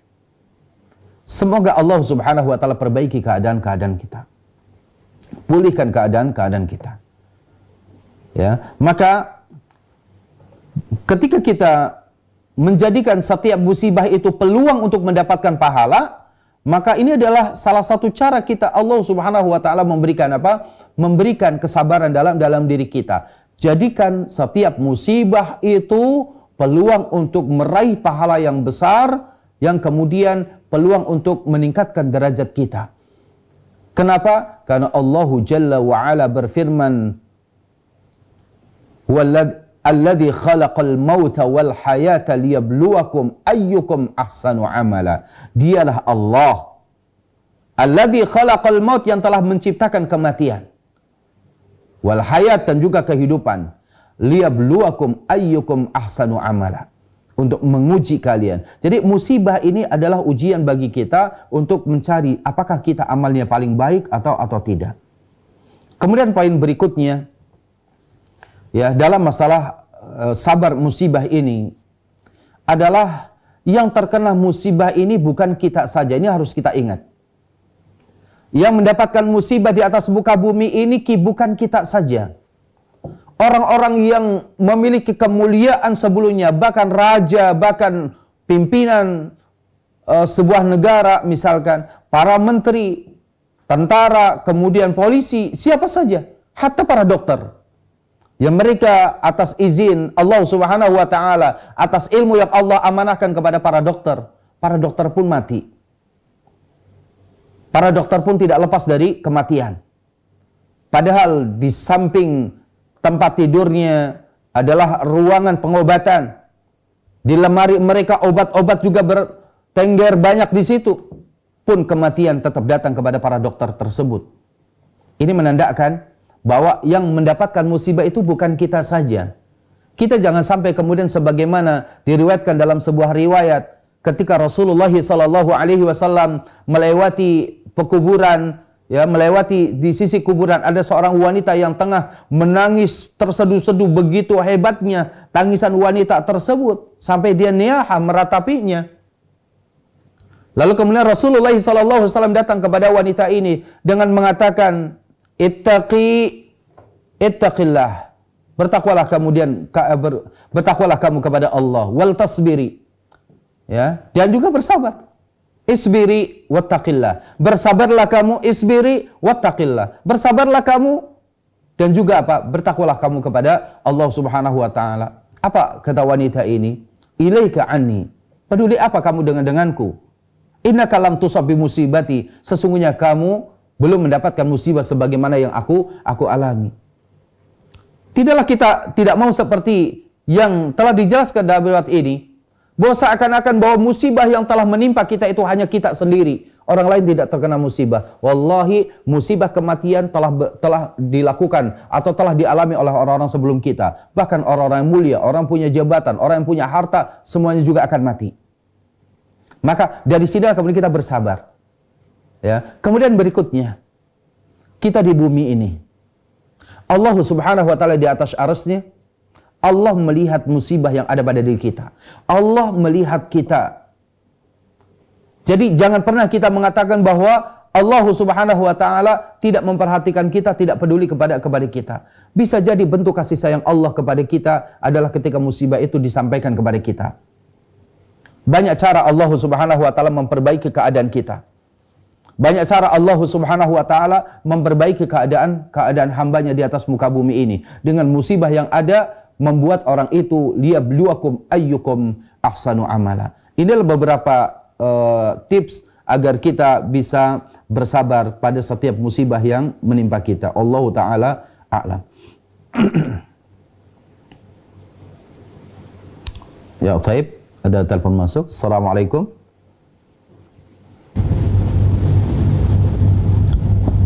Ya, baik, terputus. Assalamualaikum Ustaz, dari hamba Allah di Cikarang, bagaimana cara bertaubat, menjauhi teman dan menjaga hubungan yang baik, yang sepaham, yang suka meremehkan dan bersikap sombong dan standar ganda. Ini bahasanya Allah Ta'ala alam. Ya, standar ganda ini seperti apa, standarnya siapa, dan ganda seperti apa. Ya, saya kurang bisa memahami dari pertanyaan ini, tapi paling tidak bahwa taubat adalah syariat Allah Subhanahu wa taala yang memiliki syarat-syarat yang harus ditunaikan oleh kita, orang yang ingin bertobat dari keburukan-keburukannya. Yang pertama adalah an-nadamu, yaitu menyesal terhadap kesalahan yang kita lakukan. Yang kedua adalah al-iqla, melepaskan diri dari jeratan kesalahan tersebut. Yang apabila yang menjerat kita itu adalah satu tempat atau wilayah, yang kalau kita tidak keluar dari wilayah itu, kita akan masuk lagi dalam perangkap kesalahan yang sama. Maka keluar dari wilayah itu adalah salah satu jalan menuju pertobatan. Yang kalau kemudian pertobatan itu, kesalahan itu karena sebab pertemanan kita dengan orang yang akhlaknya tidak baik, maka tentunya meninggalkan seseorang yang akan menjerumuskan kita ini ada perkara yang wajib kita tinggalkan. Kita tidak lagi bergaul dengan orang yang buruk akhlaknya. Karena almar'u ala dini khalilihi, seseorang itu akan berada dengan agama temannya. Kalau teman agamanya ini jelek, maka kita pun akan terbawa jeleknya. Maka faltandur ila man yukhalilu, lihat siapa kawan kita.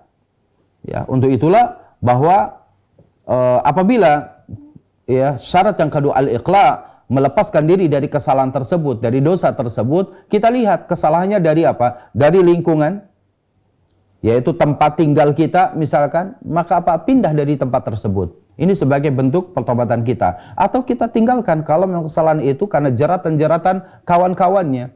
Seseorang yang misalkan ingin selamat dari narkoba yang ada, tapi di mereka masih tetap tinggal di lingkungan yang semua para pemuda tersebut, yang semua orang-orang itu hobinya memang seperti itu, lingkungannya seperti itu, dia tetap di situ, maka tentunya ini adalah bukan pertobatan yang baik.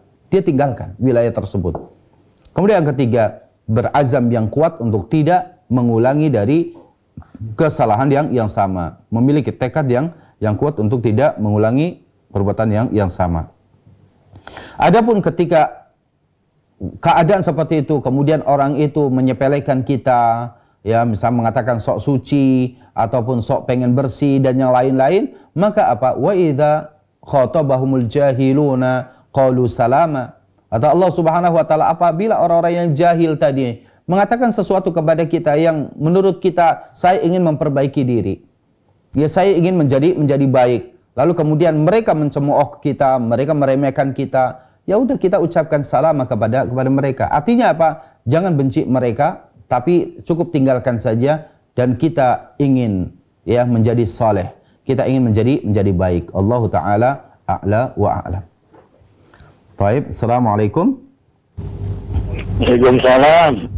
Ya, silakan Bapak, dari mana? Dari Pamulang. Ya, baik. Silakan Pak.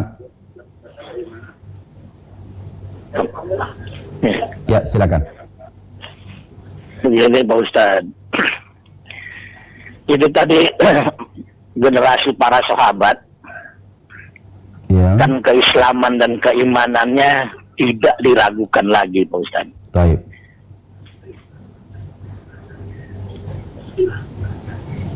Tetapi kenapa Syiah malah mengkafirkannya Pak Ustadz? Baik. Cukup. Kalau umpamanya Pak Ustadz, Ya. Ali pada saat itu masih ada, atau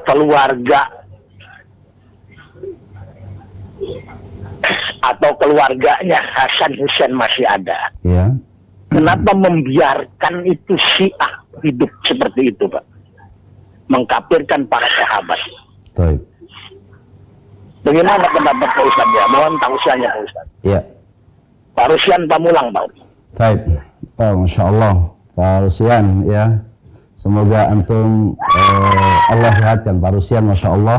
Ya, saya kenal baik dengan antum, ya, di Pamulang, ya, yang sering kita berjumpa di kajian ataupun di umrah kemarin. Pak Rusyan yang dimuliakan Allah Subhanahu wa taala, kita sampaikan dalam sejarah, ya, dalam sejarah bahwa Syiah yang dulu yang ada pada masa sahabat yang mulia Ali bin Abi Thalib radhiyallahu anhu tentunya berbeda dengan Syiah yang ada pada saat ini. Ya.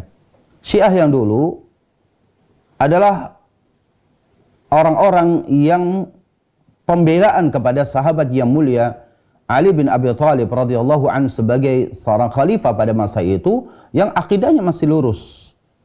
Mereka orang Syiah pada masa Ali bin Abi Thalib sampai generasi pada saat itu, ya, termasuk Al-Hasan dan juga Al-Husain, adalah tidak ada satupun dari pendukung-pendukung Ali bin Abi Thalib radhiyallahu anhu yang mengkafirkan sahabat Abu Bakar, Umar, Utsman dan juga para sahabat yang lain.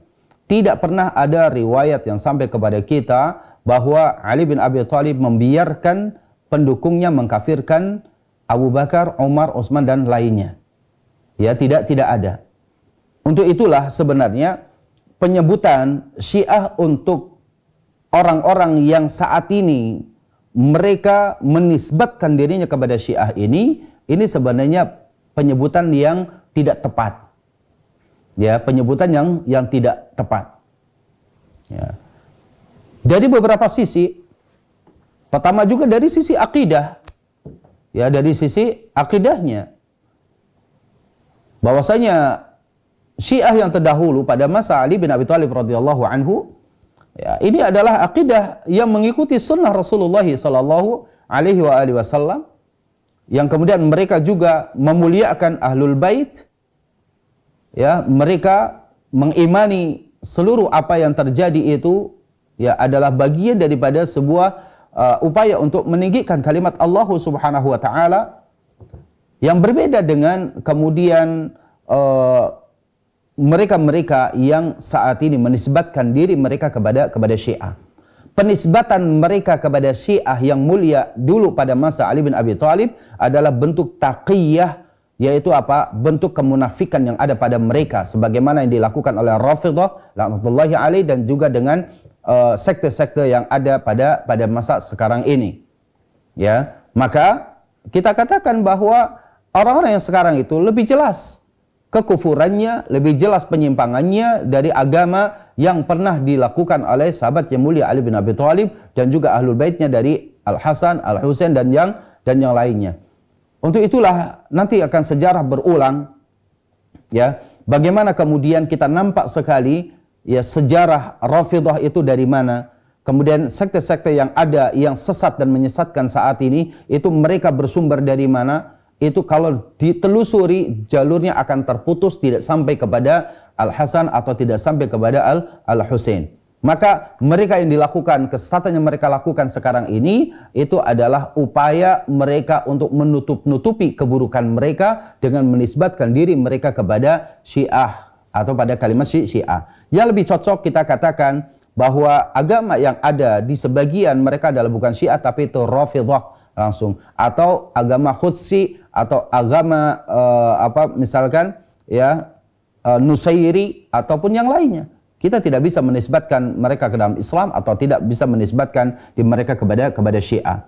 Ya, ini kita bisa baca dalam beberapa buku yang ditulis juga oleh mantan dari orang-orang Syiah sebelumnya yang kemudian dia bertobat dan keluar dari akidah yang sesat itu. Mereka menulis buku. Ada beberapa buku yang barangkali Pak Rusyan bisa kita miliki, seperti misalkan buku Ensiklopedia Al-Hasan wal Husain misalkan. Ini di sana juga dijelaskan. Atau misalkan fakta, ketika judul buku yaitu Fakta, ya itu juga adalah menjadi sesuatu bagian daripada sejarah yang memisahkan Syiah yang ada pada masa Ali bin Abi Thalib, yang ini mereka adalah ahlus sunnah dan mereka berpegang teguh dan tidak ada satupun dari mereka yang mengkafirkan para sahabat. Jadi ahlul bait dari kalangan sahabat yang mulia Ali bin Abi Thalib, kemudian anak keturunannya dari Al-Hasan dan Al-Husain, tidak ada satu riwayat yang mereka itu mengkafirkan para sahabat-sahabat Nabi. Satu pun tidak ada yang dikafirkan oleh mereka. Yang mengkafirkan para sahabat itu adalah orang-orang sekte-sekte yang ada pada saat ini, yang mereka menyandarkan dirinya kepada Syiah. Dan ini adalah bukti pengelabuhan sejarah yang sangat buruk dan sangat jahat yang dilakukan oleh Rafidhah kepada Ahlus Sunnah pada saat ini. Ya, Allahu Ta'ala a'la wa a'lam. Assalamualaikum Ustaz, dari hamba Allah juga dicara mohon nasihatnya untuk tetap menjaga hubungan baik dengan teman yang sepaham dengan kita tetapi mempunyai sifat suka merendahkan orang lain dan selalu ujub serta dalam istihadnya standar ganda. Ya, ana sudah berusaha untuk menasihatinya, syukran. Apabila antum sudah menasihatinya, ya, untuk tidak ujub, untuk tidak berbangga diri dengan apa yang dimilikinya, maka kalau sudah memberikan nasihat, ya tidak perlu kita memaksakannya. Karena kita ini ya dalam mengajak manusia, kita hanya diperintahkan untuk mengajak manusia. Perkara hidayah, ya perkara ini petunjuk adalah kita serahkan kepada Allah Subhanahu wa taala.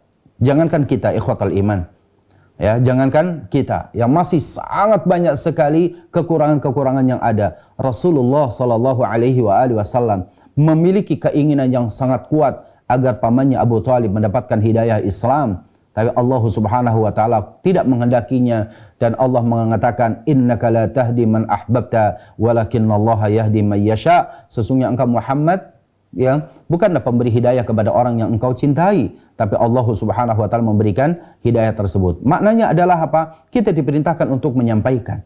Apabila setelah dakwah ini sampai kepada mereka terima, alhamdulillah, kita memuji Allah Subhanahu wa taala. Tidak menerimanya, maka apa? Kita cukup mendoakan kebaikan untuknya. Menjaga hubungan dengan baik kepada teman tersebut pada perkara-perkara yang memang duniawi, maka boleh kita tetap berbuat baik, akan tapi ketika nasihat agama tidak lagi diterima olehnya, maka kita jangan berkecil hati karena kita hanya ditugaskan oleh Allah Subhanahu wa taala untuk menyampaikan risalah ini kepada manusia. Wallahu taala a'lam. Taib dari Ibu Yulia di Bogor, ya, saya kira ini Ibu Yulia juga ya jamaah yang sudah sering mengikuti kajian bersama kita. Bagaimana cara mendidik anak tentang sunnah, sedangkan anak dan suami masih kurang ilmu karena kami juga belum lama mempelajari sunnah Rasulullah Sallallahu Alaihi Wasallam. Tapi Ibu Yulia yang dimuliakan Allah Subhanahu Wa Taala, semoga ya, ibu bersama suami ya jemaah kita haji kemarin, ya semoga Allah Subhanahu Wa Taala muliakan ibu dan keluarga semuanya di atas sunnah dan diistiqomahkan oleh Allah Subhanahu Wa Taala. Ya, mendidik anak dengan sunnah. Ya tentunya sebagaimana yang tadi dalam poin yang saya sampaikan, kita tidak boleh beristi'jal, bersegera ingin memetik hasilnya. Sebagaimana menuntut ilmu, tidak boleh kita terputus hingga akhir hayat kita, begitu juga mendidik anak kita, mengajak anak kita, ya, memberikan pengaruh yang baik kepada anak kita, tidak boleh terputus. Dengan segala daya dan upaya kita. Ya. Paling tidak doa kita tidak akan pernah putus, karena doa orang tua untuk anaknya insyaallah taala makbul di sisi Allah Subhanahu wa taala. Sehingga kalaupun kemudian ya kiranya kita kurang mampu bisa menjelaskan, maka kalau anak-anak itu tidak atau belum mau diajak untuk hadir di majelis-majelis ilmu, paling tidak sarana-sarana yang mendukung itu kita berikan. Mungkin melalui channel-channel dakwah kita bisa sampaikan, mungkin juga melalui buku-buku. Ya kita sekedar kita membelikan buku, kita letakkan di meja, kemudian kita tempatkan di lemari-lemari. Maka saya sering mengatakan saat ini sudah saatnya kita ya yang sudah memahami betapa pentingnya ilmu, maka isilah lemari-lemari yang biasanya mengisi rumah kita hanya dengan souvenir-souvenir yang pernah kita beli dari negara ini, negara itu, ya piring, sendok dari negara mana-mana, ya maka itu sudah mulai diganti. Isilah lemari-lemari itu dengan kitab-kitab, buku-buku yang ada, ya yang insya Allah Taala maka buku-buku itu akan mewariskan kebaikan untuk anak-anak kita. Pada saat ini mungkin anak kita belum membacanya, tapi bisa jadi tahun depan buku yang kita beli saat ini itu dibeli tahun-tahun depannya. Mungkin juga untuk setelah kita wafat, barangkali buku itu baru dibukanya, baru dibacanya. Lihatlah misalkan ada buku yang berjudul ya tentang kenalilah mahram. Buku yang ditulis oleh Fadilatul Ustadz Syarhul Fatwa. Misalkan banyak orang yang tidak faham tentang mengenal mahram ini. Mahram ini seperti apa, seperti apa. Atau buku mengenal Islam lebih dekat yang ditulis oleh beliau juga. Atau mungkin buku yang lain. Ya, buku-buku dari Fadilatul Ustadz Yazid, juga dari Ustadz Hakim, ya dan juga buku dari para asatid yang lain. Yang itu terkadang ketika kita beli lalu dipajang, ketika ada masalah kita mungkin baru melihatnya. Ya. Indahnya atau berbahagia ketika sakit misalkan. Sakit kok bahagia. Judul buku yang seperti itu, kita lihat bukunya, kita baca. Mendapati kita pencerahan dalam dalam buku tersebut. Banyak cara Allah Subhanahu wa taala memperbaiki anak-anak keturunan kita, tapi doa yang paling utama tidak boleh berhenti ya mendoakan anak-anak kita. Tidak boleh berhenti. Mungkin doanya tidak dikabulkan saat ini, tapi dikabulkan ya 10 tahun yang akan datang, 20 tahun yang akan datang, mungkin doanya dikabulkan setelah kita wafat. Lihatlah ketika Nabiullah Ibrahim alaihissalam berdoa untuk anak keturunannya Ismail alaihissalam. Rabbana wab'as fihim rasulan min anfusihim. Ya Allah, utuslah ya seorang rasul dari anak keturunan mereka, yaitu keturunan Ismail alaihi salam. Maka kemudian siapa menjadi keturunannya adalah Nabi kita yang mulia sallallahu alaihi wasallam. Padahal hidupnya dari Nabi Ibrahim ke Ismail dan Nabi Ismail kepada Rasulullah ini ribuan tahun. Tapi kemudian Allah Subhanahu wa taala mengutus Nabi Muhammad sallallahu alaihi wasallam dari keturunan Ismail alaihi salam. Maka kemudian ketika ditanyakan kepada Rasulullah sallallahu alaihi wasallam, dengan apa Allah mengangkat Anda menjadi seorang nabi? Maka Rasulullah sallallahu alaihi wasallam mengatakan biduai abina Ibrahim, berkat doanya Nabi ayahku yaitu Nabi Ibrahim alaihissalam. Padahal Rasulullah sallallahu alaihi wasallam hidupnya ya sekian ribu tahun setelah Nabi Ibrahim, tapi doa Nabi Ibrahim dikabulkan oleh Allah Subhanahu wa taala. Jadi jangan pernah kita berputus untuk terus mengenalkan sunnah kepada anak-anak kita. Wallahu taala a'lam. Baik, assalamualaikum warahmatullahi wabarakatuh. Pak Ustadz, para sahabat tidak diragukan lagi. Oh, taib, ini sudah tadi dari Pak Rusyan ya.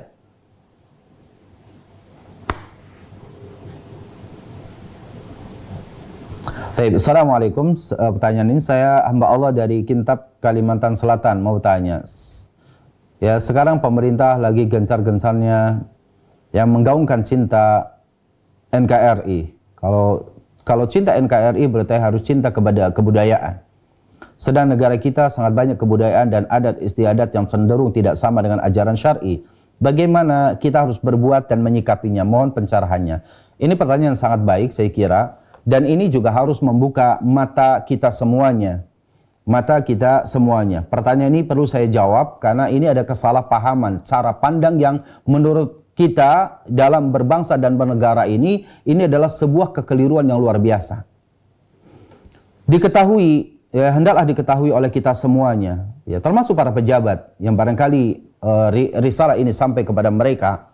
Ya, terkadang kita salah memandang bagaimana arti cinta kepada negeri ini.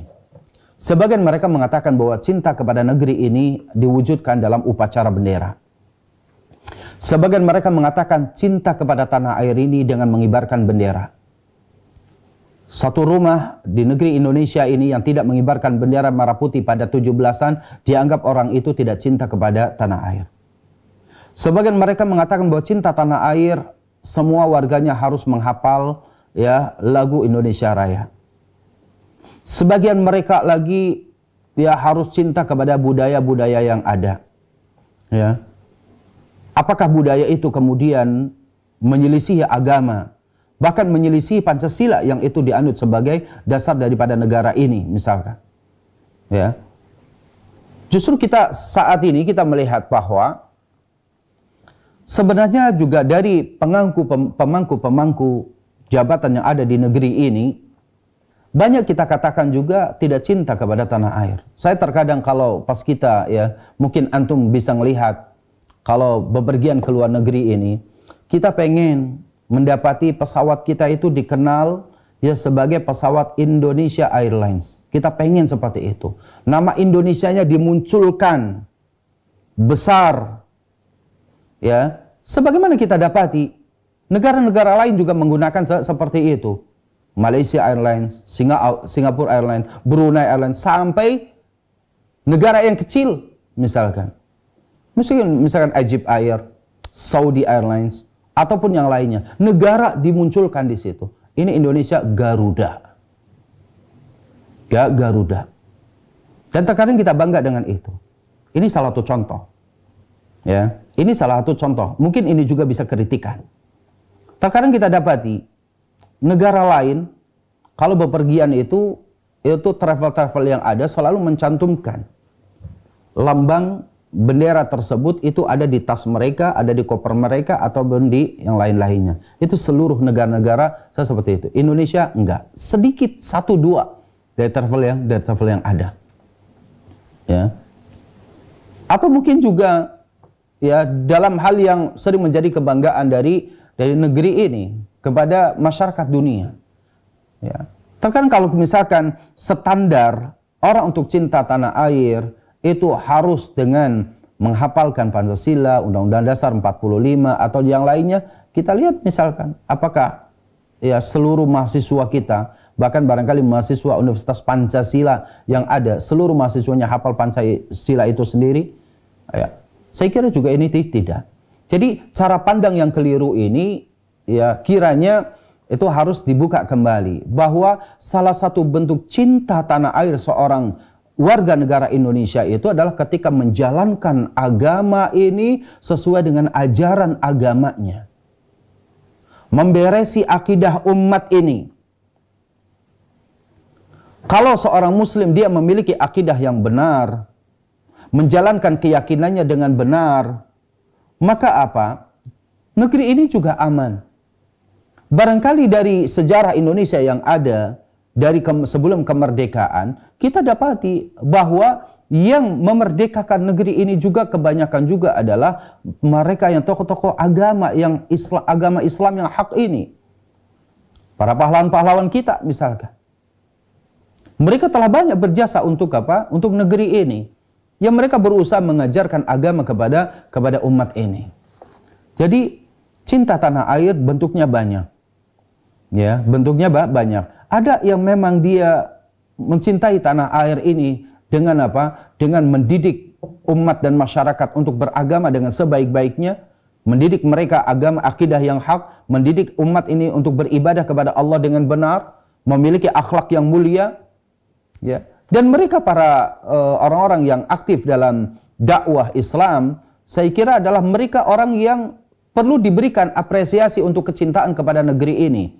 Ya, pemerintah membuat misalkan membuat ketentuan untuk membangun karakter bangsa Indonesia yang santun. Bagaimana kalau tidak dari agama yang hak ini, yang mengajarkan, tidak ada agama yang mengajarkan akidah yang benar, ibadah yang benar, kemudian akhlak yang mulia, ya, karakter yang baik selain daripada ajaran Islam. Untuk itulah rubah cara pandang kita, ya, jangan memaksakan kemudian perkara masalah tradisi, masalah adat, masalah budaya. Ya, Islam bisa melihat kalau memang budaya itu bertentangan dengan syariat agama ini, maka apa? Kita tidak mengikutinya. Tapi jika ada budaya memang itu sejalan dengan apa? Sejalan dengan syariat, maka perlu kita dukung. Bukankah gotong royong adalah bagian daripada budaya negeri ini? Bukankah kita gotong royong membangun rumah-rumah warga, ya, kemudian memberesi saluran-saluran air, ini adalah bagian daripada budaya di negeri kita, dan Islam mengizinkan, dan Islam sejalan dengan itu. Wa ta'awanu 'alal birri wat taqwa. Ya, tolong menolonglah kalian dalam kebaikan dan juga ketakwaan. Ya. Jadi perkara yang memang menyelisih syariat, maka tentunya umat Islam punya dasar dalam beragama ini, punya prinsip dalam beragama ini, itu Al-Qur'an dan Sunnah. Ya, dalam menjalankan agamanya.